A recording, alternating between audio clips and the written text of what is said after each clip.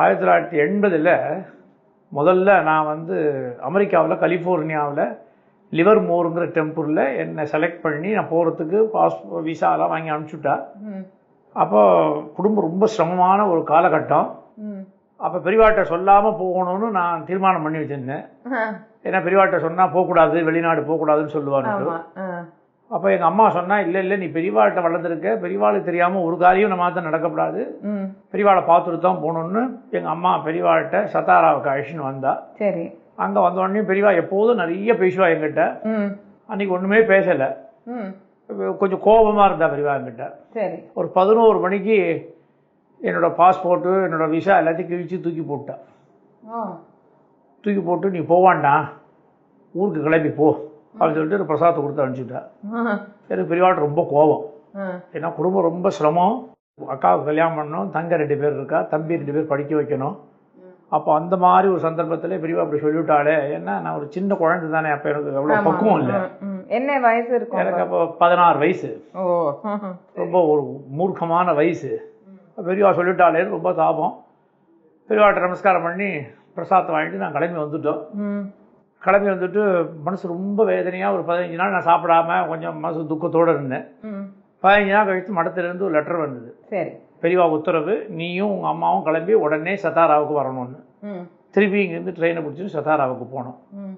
சத்தாராவுக்கு போய் உள்ளே நுழைஞ்சு நமஸ்காரம் பண்ண உடனே எங்கள் அம்மாட்ட பெரியவா ஒரு நியூஸ் பேப்பர் எடுத்து கொடுத்து, இதை வாசித்து பாரு, உனக்கு தமிழ் வாசிக்க தெரியுமான்னு கேட்டா. அம்மா தெரியும்னு சொன்னால் உடனே இந்த நியூஸ் பேப்பரை வாசித்தா அதில் போட்டிருக்கு, காஞ்சி காமகோட்டி பீட்டாத்மி ஜெகத்குரு மகா சுவாமிகள் சேலம் சந்திரமௌலி சாஸ்திரிகளை அமெரிக்காவுக்கு போவான்னு தடுத்து நிறுத்தினார். அவருக்காக போக வேண்டிய இன்னொரு ப்ரீஸ்ட் போன ஃப்ளைட் ஏர் கிராஷ் ஆகி அவர் இறந்து போயிட்டார் அப்படின்னு சொல்லி அந்த பேப்பரில் நியூஸ் வந்திருக்கு. உடனே எங்கள் அம்மாட்ட சொல்கிறா, இவன் போயிருந்தா உன்னால் புத்திர சோகம் தாங்க முடியாது, அதுக்கு தான் போவான்டான்னு சொன்னேன். இப்போ புரியுதா உனக்கு? அன்னைக்கு இவன் எவ்வளோ கோபம் கோவிச்சுண்டான், இப்போ அவனுக்கு கோபம் தீர்ந்து படுத்தா இன்னும் கோபம் இருக்கான்னு கேளு அப்படின்னா. உடனே எனக்கு அழுகை தான் வந்தது. நம்மளை காப்பாற்றுறதுக்காக பெரியவா இப்படி அனுகிரகம் பண்ணியிருக்காளே அப்படின்னு சொல்லிவிட்டு பெரியவா சொன்னால், இப்போ போவான்னா 200 நாளைக்கு உனக்கு ஒரு சந்தர்ப்பம் வரும், அப்போ போ அப்படின்னு சொன்னான்.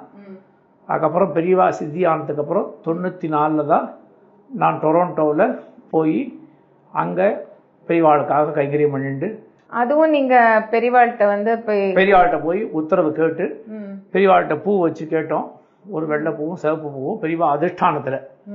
அப்போ குமரேசன் இப்போ இருக்கார் பெரியவாள்கிட்ட, அவரை தான் பூ வச்சு கேட்டு போடா பெரியவா உத்தரவு கொடுத்துட்டா நீ கிளம்பி போ அப்படின்னு சொன்னார். அதுக்கப்புறம் தான் கிளம்பி நான் போனேன். பெரியவாளோட இவாள் எல்லாமே டிசைபிள்ஸ் எல்லாருமே நீங்கள் பார்த்தேன்னா பெரியவா உத்தரவு இல்லாமல் எங்கேயுமே அவள் எந்த காரியமும் பண்ண மாட்டா.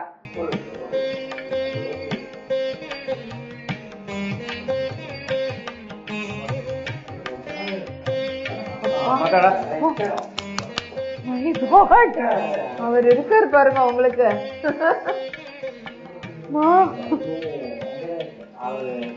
அதுக்கு முன்னாடி நீங்க இவருக்கு சொன்னீங்க, பாரதிய சொல்லும்போது ஏதோ சம்திங் மேல இருந்து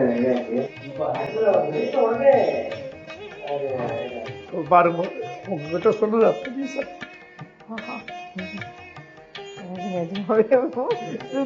ஒரு